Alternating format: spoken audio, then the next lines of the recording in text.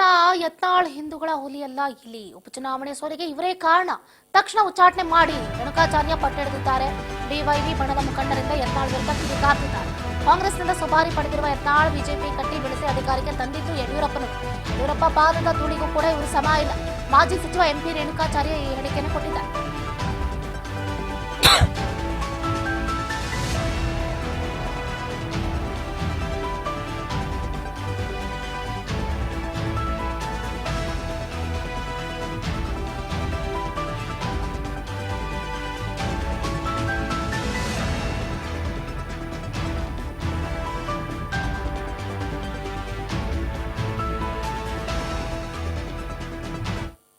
ನಿನ್ನ ಮಕ್ಕಳ ನೀನ್ ಆರ್ಟಿಕಲ್ ಕೊಡ್ತೀವಿ ನಾಳೆ ಕೊಡ್ತೀಯಾ?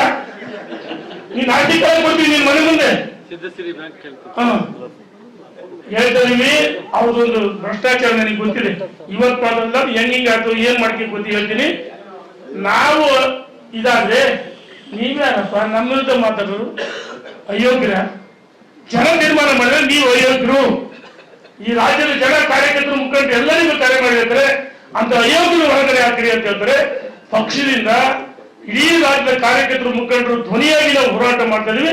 ಇಂಥ ಅಯೋಗ್ಯರನ್ನ ಪಕ್ಷದಿಂದ ಉಚ್ಚಾಟನೆ ಮಾಡಬೇಕು. ನಮ್ಮ ರಾಷ್ಟ್ರೀಯ ನಾಯಕರು ಕೇಂದ್ರ ನಾಯಕರು ಭೇಟಿ ಮಾಡ್ತೀವಿ. ಸುದೀರ್ಘವಾಗಿ ಪತ್ರಿಕಾಗೋಷ್ಠಿ ಮಾತಾಡಿದ್ದೀನಿ. ನನಗೆ ಇದೇನು ನಾನು ಪ್ರಚಾರಕ್ಕೋಸ್ಕರ ಮಾತಾಡಿಲ್ಲ. ನನಗೆ ಬಂದಿರ್ತಕ್ಕಂಥ ಕರೆಗಳು ಎಲ್ಲವರು ಮಿಸ್ ಕಾಲ್ ಇರ್ಬೋದು, ಬ್ಲಾಕ್ ಲಿಸ್ಟ್ಗೆ ಹಾಕಿನಿ. ನೀವು ಟೆಸ್ಟ್ ಮಾಡಿ ಎಷ್ಟು ಬ್ಲಾಕ್ ಲಿಸ್ಟ್ ಹಾಕಿ ನೋಡಿ.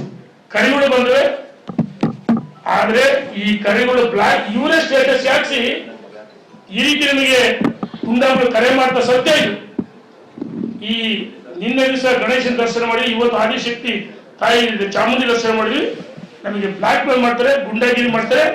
ನಾವು ನಮ್ಮ ಕಾರ್ಯಕರ್ತರಿಗೆ ಹೇಳಿದ್ರೆ ಯಾವ ರೀತಿ ನಿಮ್ ನಂಬರ್ ಹಾಕಿ ಗೊತ್ತೈತಿ, ಅದು ಕೆಲಸ ಮಾಡಲ್ಲ.